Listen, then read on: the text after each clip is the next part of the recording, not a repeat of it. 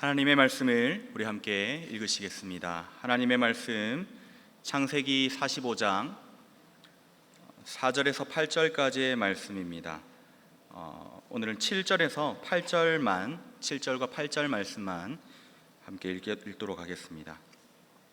하나님의 말씀 창세기 45장 7절과 8절 말씀을 우리 큰 소리로 함께 읽으시도록 하겠습니다. 하나님이 큰 구원으로 당신들의 생명을 보존하고 당신들의 후손을 세상에 두시려고 나를 당신들보다 먼저 보내셨나니 그런즉 나를 이리로 보낸 이는 당신들이 아니요 하나님이시라. 하나님이 나를 바로에게 아버지로 삼으시고 그 온 집의 주로 삼으시며 애굽 온 땅의 통치자로 삼으셨나이다. 아멘.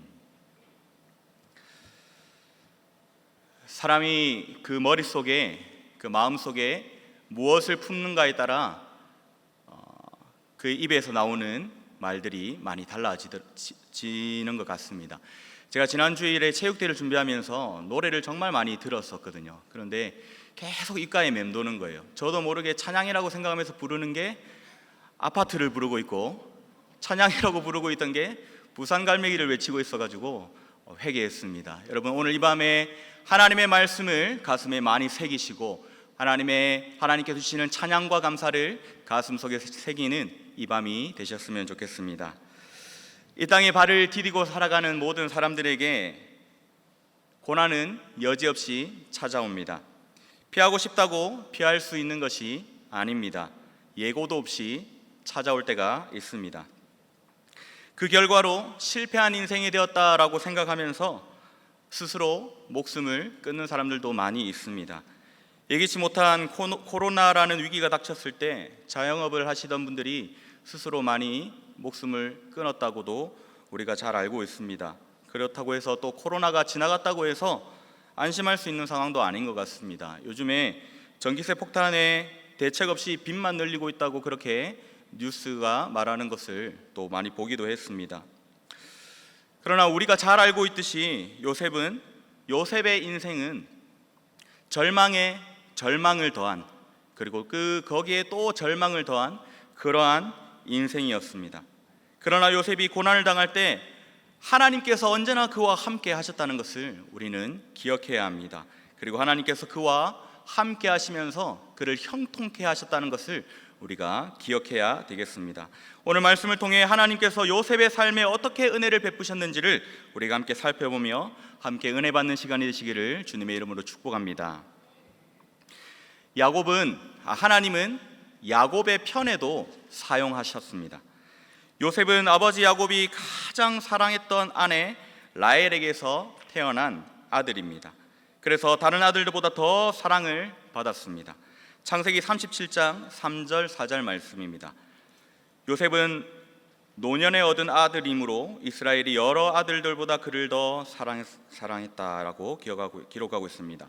그리고 그의 형들이 아버지가 형들보다 그를 더 사랑함을 보고 그를 미워하였다라고 기록합니다.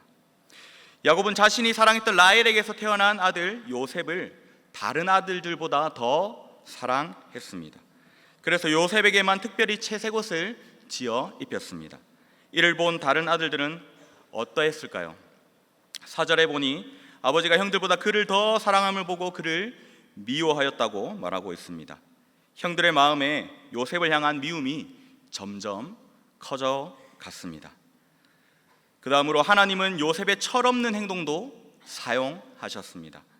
5절 말씀에 요셉은 꿈을 꾸게 되었습니다. 하나님께서 주신 귀한 꿈이었습니다. 그러나 이를 형들에게 말해버리는 실수를 저지르게 됩니다. 아무리 하나님께서 주신 좋은 꿈이라도 형들이 자신에게 절을 한다는 이런 말을 들으면, 이런 종들이 된다고 그런 이야기를 들으면, 그런 꿈을 들으면, 꿈의 이야기를 들으면 기분이 좋아할 형들이 누가 있겠습니까? 이는 요셉이 아직 어려서 철없이 한 행동이었습니다. 5절 말씀은 이 일을 통해서 형들이 더욱 요셉을 미워하게 되었다고 말씀하고 있습니다. 9절에서도 요셉은 또 꿈을 꾸었습니다. 그리고 형들에게 또 꿈의 내용을 또 말했습니다. 이번에는 해와 달과 11별이 자신에게 절을 하게 된다는 내용이었습니다.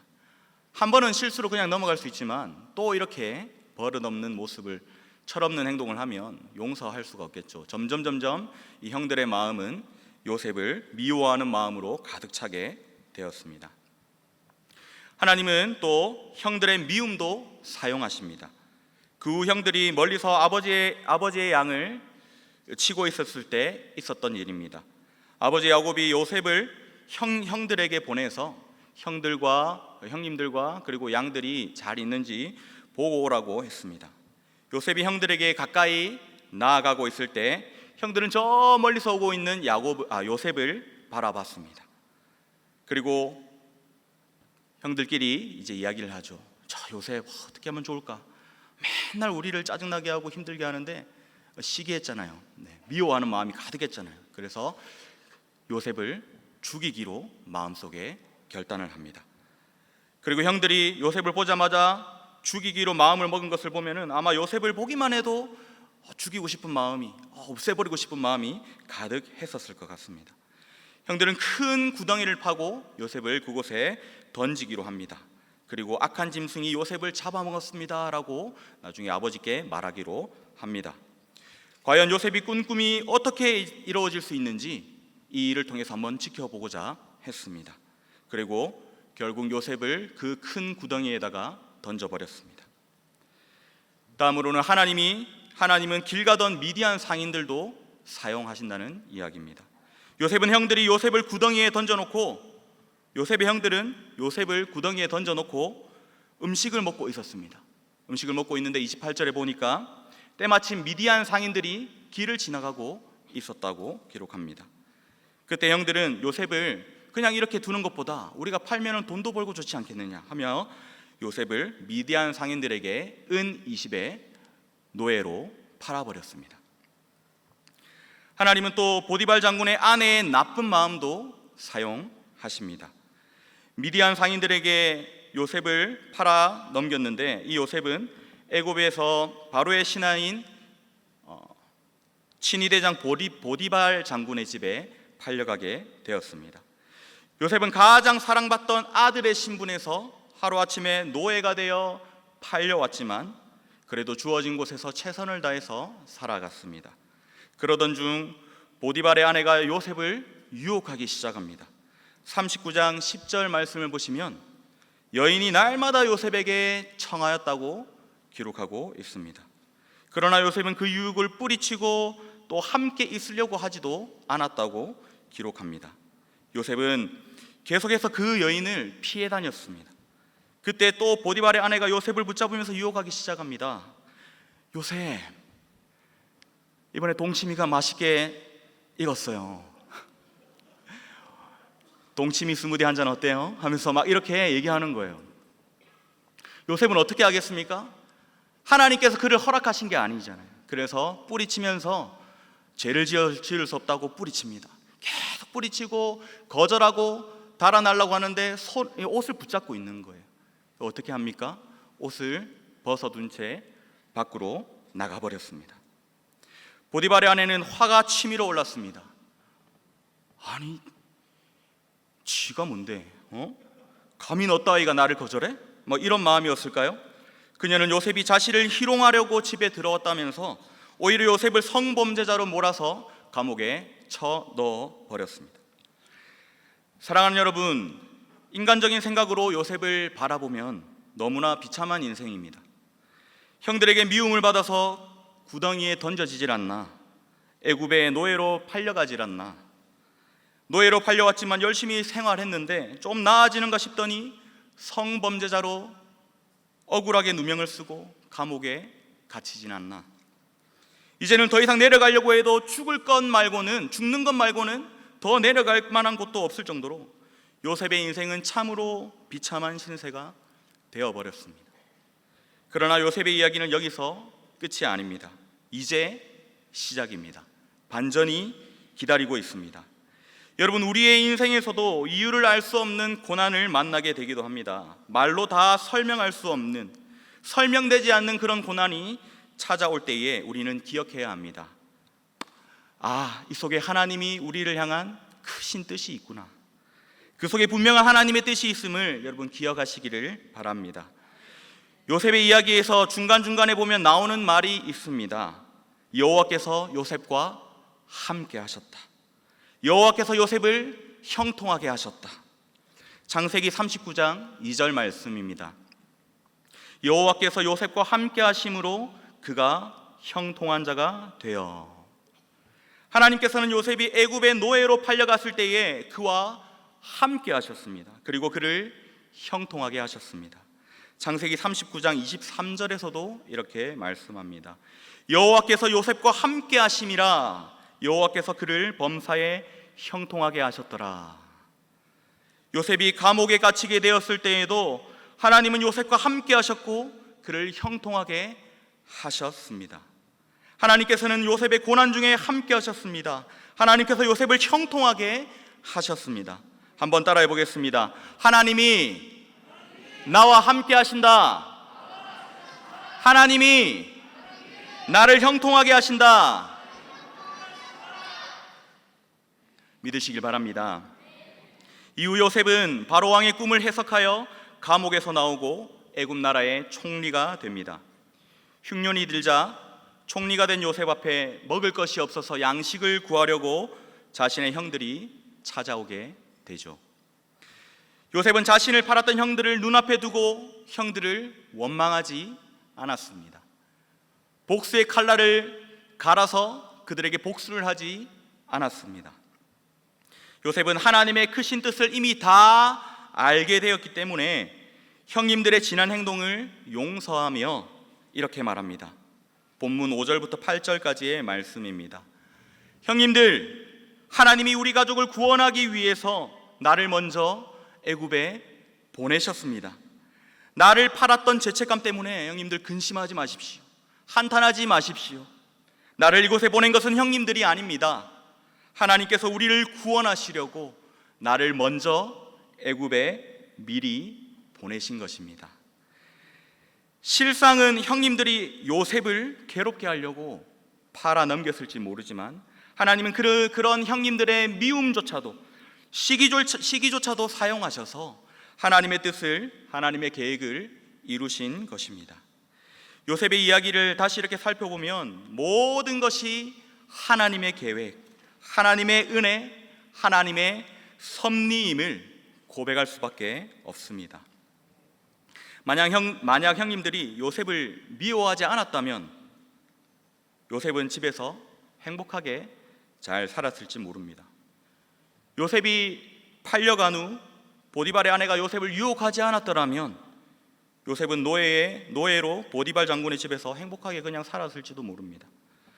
감옥에 갇히게 된 후 하나님께서 꿈을 해석할 수 있는 지혜를 주시지 않았더라면, 술관원장이 요셉을 평생 그냥 잊었더라면, 바로가 이상한 꿈을 꾸지 않았더라면, 애굽에 흉년이 들지 않았더라면, 감옥에 갇혀있던 요셉이 어떻게 총리가 되어서 이스라엘을 구할 수 있었을까요?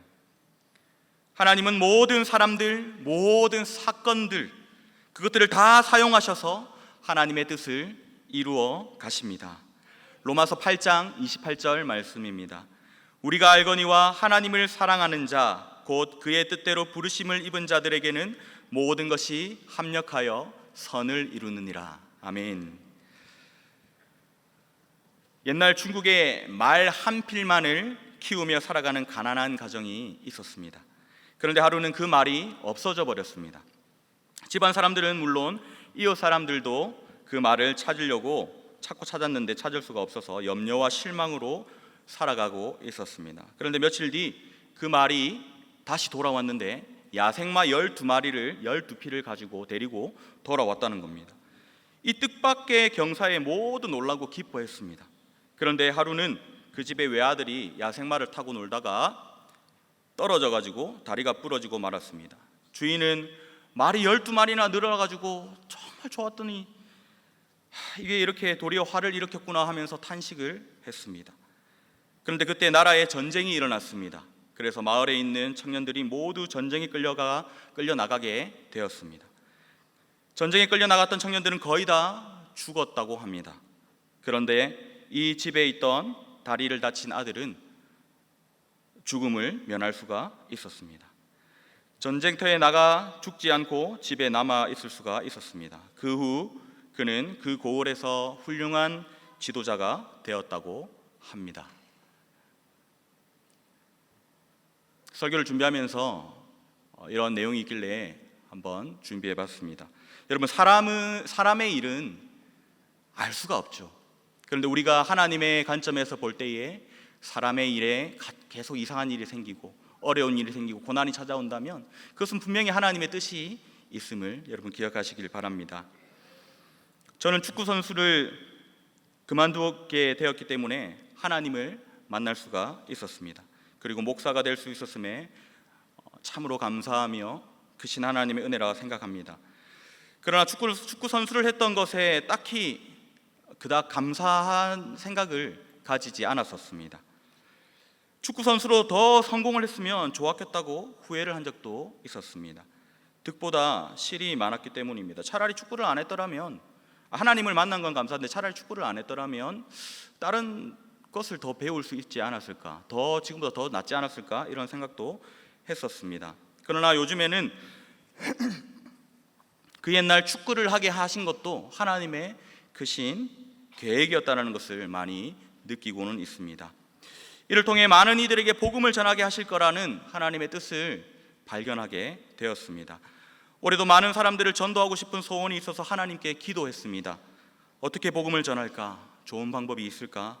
그렇게 기도하며 하나님께 방법을 구했더니 하나님께서 방법을 주셨습니다. 첫째로는 유소년 축구팀을 통해서 하나님께서 복음을 전하게 하셨습니다. 이를 통해서 축구를 좋아하는 많은 이들이 교회에 적응할 수 있도록, 또 교회로 발걸음을 할 수 있도록 지금 그런 일들을 하나님께서 이루어가고 계십니다.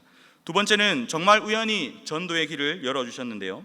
요즘 어플 중에 숨은 고수라고 하는 앱이 있습니다. 혹시 아십니까? 저도 처음에 잘 몰랐는데요. 인스타에 뜨길래 우연히 눌러보았습니다. 그건 나를 이제 고수로 등록을 하면 다른 사람들이 이제 저한테 요청을 막 보내는 거예요. 그래서 제가 견적을 알려주고 이렇게 매칭이 되면은 제가 무엇이든지 가르칠 수 있는 그런 앱이 있더라고요. 그러면서 이제 제가 그냥 고수로 등록하다가 이상한 걸 많이 정보를 입력해라 하길래 안 했어요. 그냥 딱 내려뒀는데 갑자기 계속 카톡이 다음 날부터 오기 시작하는 겁니다. 보니까 저한테 축구 레슨을 문의한다는 그런 요청들이 막 오는 거예요. 에이, 내가 뭘 가르치나, 요즘 유튜브에 잘하는 사람들 영상도 늘렸는데 라고 생각했습니다. 그런데 이 사람들이 그걸 모를까?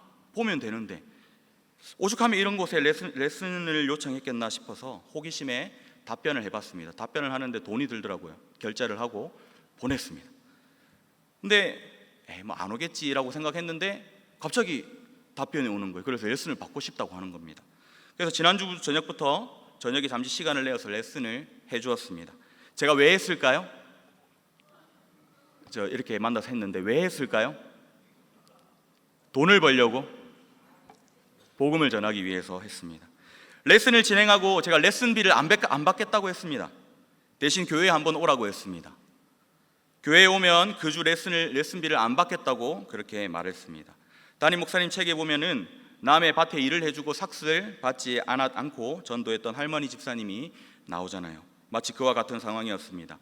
이 친구는 처음에는 레슨비를 지불하겠다고 돈 줘야죠 이렇게 했지만 생각해보니 교회 가는 게 뭐가 그렇게 어렵겠냐면서 나오겠다고 했습니다. 이번 주에 옵니다. 22살 청년입니다. 다른 사역에 지장이 없는 선에서 레슨을 해주고 이렇게 복음을 전할 계획입니다. 그 외에도 레슨 문의가 간간히 오고 있습니다. 고수 프로필을 상세하게 잘 적어야 이렇게 레슨이 잘 잡힌다고 하는데 저는 아무것도 안 적어놨습니다. 그래도 연락이 오더라고요. 하나님의 뜻이 있음을 믿습니다. 하나님께서 이렇게도 전도하도록 또 축구를 배우게 하셨던 게 아닐까 그렇게 생각합니다. 그리고 이렇게 SNS를 발전하게 하신 이 시대에도 이런 앱을 만들어 주시고 시대에 맞는 복음의 길을 열어주셨다고 저는 생각합니다. 하나님의 은혜와 계획은 참으로 놀랍습니다. 우리 인생에서 이제 정말 끝이야 라고 생각될 만한 상황을 맞이했을지라도 이제 더 이상 소망이 없는 인생처럼 보여도 하나님을 믿는 사람의 인생은 거기가 끝이 아님을 믿으시기를 바랍니다. 때를 따라 도우시는 하나님의 은혜가 있습니다. 세월이 흐른 후 고백할 수 있습니다. 하나님의 섭리입니다. 모든 것이 하나님의 은혜입니다. 요셉의 인생이 그랬습니다. 파란만장한 인생을 살았습니다. 그러나 요셉이 가는 곳마다 하나님께서 함께 하셨고 하나님의 놀라운 축복을 경험했습니다. 요셉이 억울하게 종으로 팔려갔을 때에도, 누명을 쓰고 감옥에 갇혔을 때에도 그의 인생을 붙드시고 형통케 하셨던 분이 계셨습니다. 그분이 바로 하나님이십니다. 요셉과 함께 하시며 그를 형통하게 하시어 이스라엘을 구원케 하셨던 하나님께서 저와 여러분과도 하나님 함께 하심을 믿으시기를 바랍니다. 하나님께서 우리의 삶을 형통하게 하시어 복음의 도구로 사용하시고 영광 받으실 줄로 믿습니다. 하나님 앞에서 믿음으로 오직 주님의 은혜입니다 라고 고백하며 살아가는 저와 여러분들의 삶이 다 되시기를 주님의 이름으로 축원합니다. 아멘.